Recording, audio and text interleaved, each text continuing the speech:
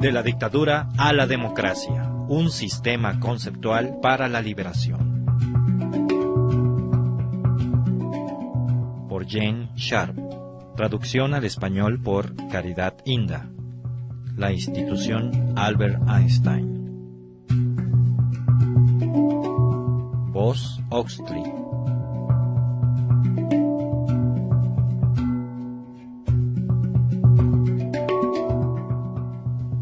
Capítulo 3. ¿De dónde se deriva el poder? Conseguir la libertad con paz, por supuesto que no es tarea fácil. Va a requerirse para ello una gran destreza estratégica, organización y planificación. Sobre todo, requiere poder. Los demócratas no pueden esperar derribar la dictadura y establecer la libertad política sin la capacidad de ejercer su propio poder en forma eficaz. Pero ¿cómo es posible esto? ¿Qué clase de poder podrá la oposición democrática movilizar para destruir la dictadura y su vasta red militar y policíaca? La respuesta se encuentra en una comprensión del poder político generalmente ignorada. Llegar a este conocimiento intrínseco no es tarea demasiado difícil. Algunas verdades fundamentales son muy sencillas.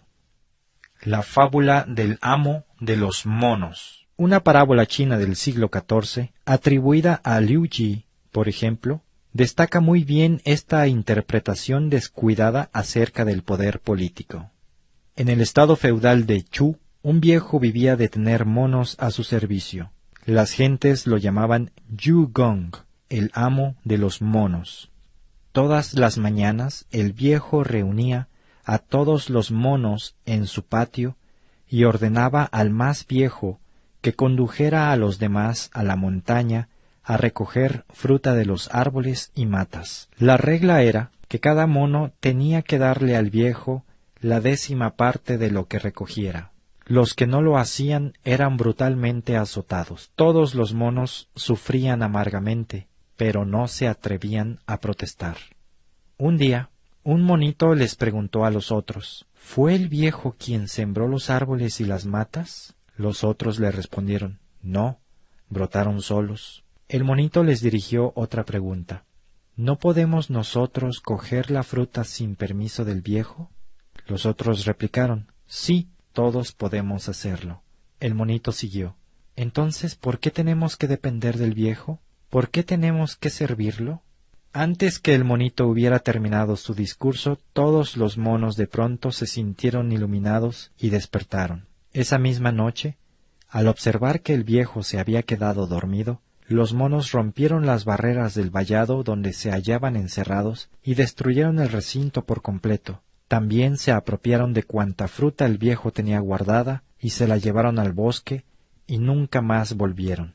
Al fin, el viejo murió de inanición. Yu Lixi dice, algunos hombres en el mundo gobiernan a su pueblo mediante tretas y no por principios rectos.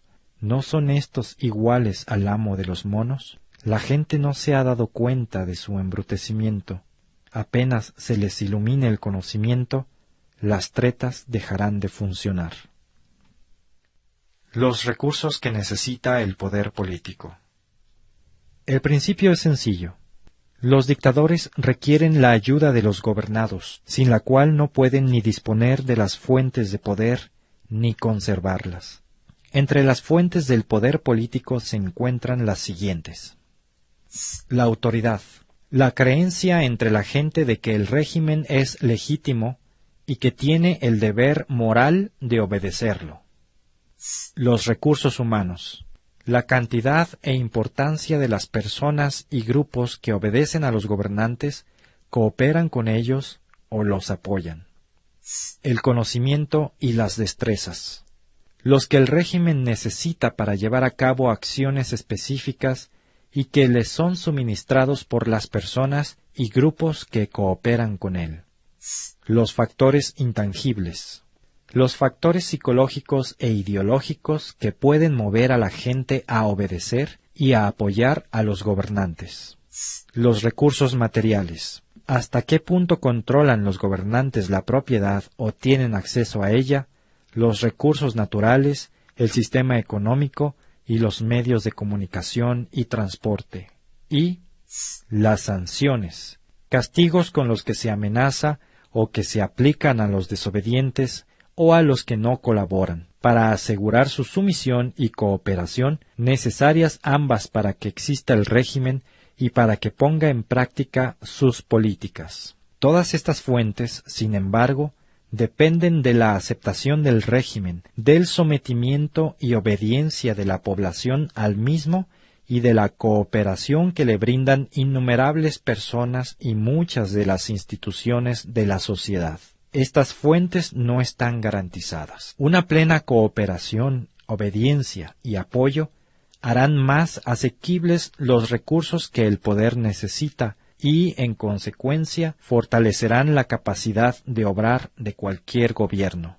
Por otra parte, al negarles a los agresores y dictadores la cooperación popular e institucional, disminuye y puede anular el acceso a las fuentes de poder de las que dependen los gobernantes. Sin acceso a tales recursos, el poder de los gobernantes se debilita y finalmente se disuelve.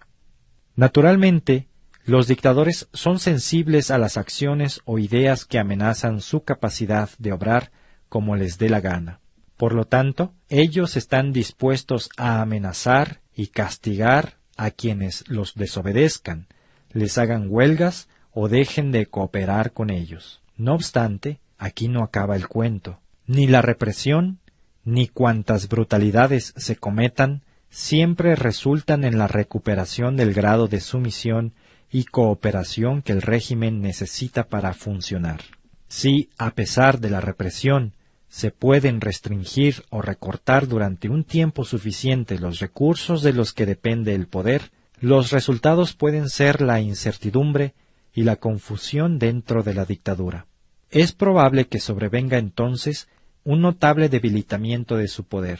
Con el tiempo, el quitarle los recursos al poder producirá la parálisis y la impotencia del régimen y, en casos muy severos, su desintegración. El poder de los dictadores se irá muriendo, lenta o rápidamente, de inanición política.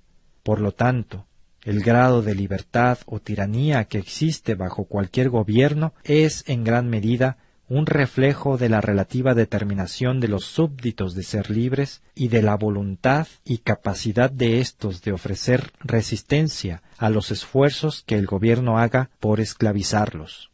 Contradiciendo la opinión popular, aún las dictaduras totalitarias dependen de la población y las sociedades que gobiernan, como apuntó el politólogo Karl W. Deutsch en 1953. El poder totalitario es fuerte solo si no tiene que ejercerse con mucha frecuencia. Si el poder totalitario tiene que imponerse sobre toda la población y en todo momento, no es probable que se mantenga vigoroso por mucho tiempo. Como los regímenes totalitarios requieren más poder que cualquier otro tipo de gobierno para relacionarse con sus gobernados, tiene una necesidad mayor de que los hábitos de sumisión estén más amplia y firmemente extendidos entre su pueblo. Más aún, tienen en caso de necesidad que poder contar con el apoyo activo de porciones significativas de la población. John Austin, el teórico inglés del siglo XIX, describió la situación de una dictadura que se enfrentará a un pueblo descontento. Austin argumentaba que si la mayoría de la población estaba decidida a destruir al gobierno y se hallaba dispuesta a soportar la represión que le impusiera por ello, entonces el poder del gobierno, incluyendo a aquellos que lo apoyaban, no podría preservar al odiado régimen, inclusive si recibiera ayuda del extranjero. No se podría someter de nuevo al pueblo desafiante a la obediencia y a la sumisión permanentes, concluía Austin. Mucho antes, Nicolás Maquiavelo había explicado que el príncipe, que tiene a todo el pueblo por su enemigo, nunca puede estar seguro, y mientras mayor sea su crueldad, más débil se irá volviendo su régimen. La aplicación política de estos principios la demostraron en la práctica los heroicos noruegos que resistieron la ocupación nazi y, como se mencionó en el capítulo 1, los valientes polacos, alemanes, checos, eslovacos y muchos más que resistieron la agresión comunista y su dictadura y que finalmente contribuyeron a producir el desmoronamiento del régimen comunista en Europa. Este, por supuesto, no es un fenómeno nuevo. Los casos de resistencia no violenta se remontan por lo menos hasta el año 494 a.C., cuando los plebeyos les negaron su cooperación a sus amos, los patricios romanos. Los pueblos en Asia, África, las Américas, Australasia y las islas del Pacífico, así como en Europa, han empleado la lucha no violenta en distintos momentos. Tres de los factores más importantes para determinar hasta qué grado estará o no controlado el poder del gobierno son: 1. El deseo relativo por parte de la población de imponerle límites al poder del gobierno. 2. La fuerza relativa de las organizaciones e instituciones independientes para quitarle colectivamente los recursos que necesita el poder. Y 3. La relativa capacidad por parte de la población de negarle su consentimiento y apoyo. Centros de poder democrático. Una de las características de la sociedad democrática es que existe una multitud de grupos e instituciones no gubernamentales. Ellas incluyen, por ejemplo, la familia, las organizaciones religiosas, las asociaciones culturales, clubes deportivos, instituciones económicas, sindicatos, instituciones estudiantiles, partidos políticos, pueblitos, asociaciones de colonos, clubes de jardinería, organizaciones de derechos humanos, grupos musicales, sociedades literarias y otras. Estos cuerpos son importantes porque establecen sus propios objetivos y también porque ayudan a satisfacer las necesidades de la sociedad. Además, estos cuerpos tienen un gran significado político. Suministran las bases grupales e institucionales para que la gente pueda ejercer su influencia en la sociedad y resistir la de otros grupos o del gobierno cuando éstos claramente se inmiscuyan injustamente en sus intereses, actividades y propósitos. Los individuos aislados que no son miembros de estos grupos, por lo general se hallan incapacitados para producir un impacto significativo en la sociedad, mucho menos en el gobierno, y ciertamente no en una dictadura. Por lo tanto, si la autonomía y libertad de tales cuerpos puede ser suprimida por los dictadores, la población quedará relativamente indefensa. Además, si estas instituciones pueden ser controladas dictatorialmente por el poder central o sustituidas por otras bajo control de aquel, podrán ser utilizadas para controlar tanto a los miembros individuales de éstas como a las áreas correspondientes de la sociedad. No obstante, si la autonomía y libertad de estas instituciones civiles independientes fuera del control gubernamental se pueden mantener o recuperar, éstas serán de suma importancia para la aplicación del desafío político. El rasgo común en los ejemplos citados, donde las dictaduras han sido desintegradas o debilitadas, ha sido la valiente aplicación masiva del desafío político por la población y sus instituciones. Como hemos afirmado, estos centros de poder sirven de bases institucionales desde las cuales la población puede ejercer presión o resistir los controles dictatoriales. En el futuro, serán una base estructural indispensable para una sociedad libre. El crecimiento continuado y la independencia de las mismas, por consiguiente, es a menudo el requisito previo para el triunfo de una lucha de liberación.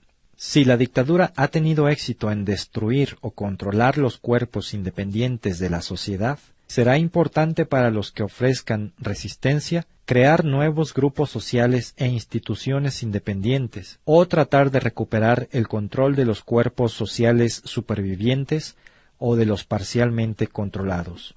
Durante la Revolución húngara de 1956 al 57, apareció una multitud de consejos de democracia directa, que llegaron a juntarse inclusive para establecer durante varias semanas todo un sistema federal de instituciones y gobierno.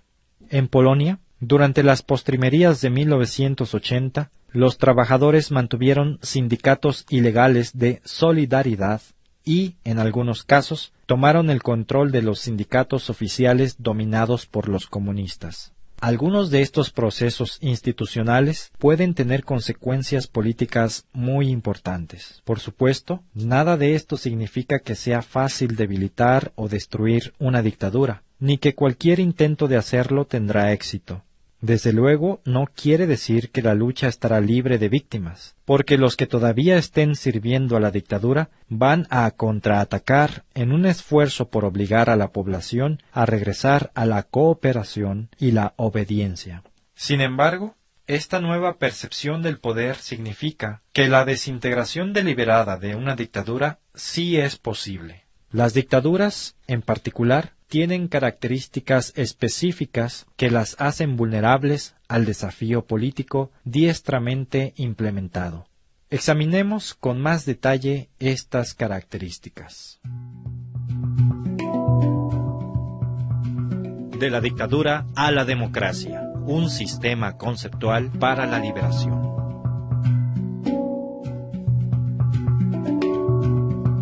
La misión del Instituto Albert Einstein es promover a nivel mundial el estudio y uso estratégico de la acción no violenta en casos de conflicto.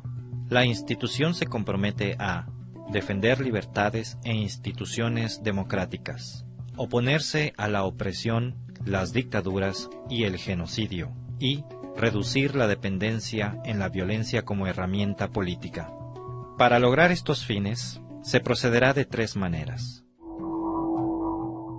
fomentando investigaciones y estudios sobre los métodos de acción no violenta y su uso en diferentes conflictos en el pasado, compartiendo los resultados de estos estudios con el público por medio de publicaciones, conferencias, medios de comunicación masiva, etc., asesorando a grupos en conflicto sobre el potencial estratégico de la acción no violenta.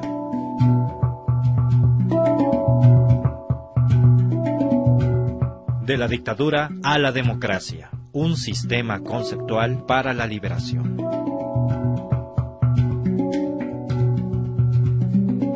Todo el material que aparece en este libro es del dominio público y se puede reproducir sin el permiso de Jen Sharp. Se agradece mención de la fuente. Primera impresión, diciembre del 2003. De la dictadura a la democracia, se publicó primero en Bangkok en 1993 por el Comité para la Restauración de la Democracia en Birmania, conjuntamente con Keith Giant, el periódico de la nueva era. Desde entonces se ha traducido a más de 8 idiomas y se ha publicado en Serbia, Indonesia y Tailandia, entre otros países. The Albert Einstein Institution, 427 Newbury Street, Boston, Massachusetts, Estados Unidos de Norteamérica. Sitio oficial www.aeinstein.org. ISBN 1-880813-130.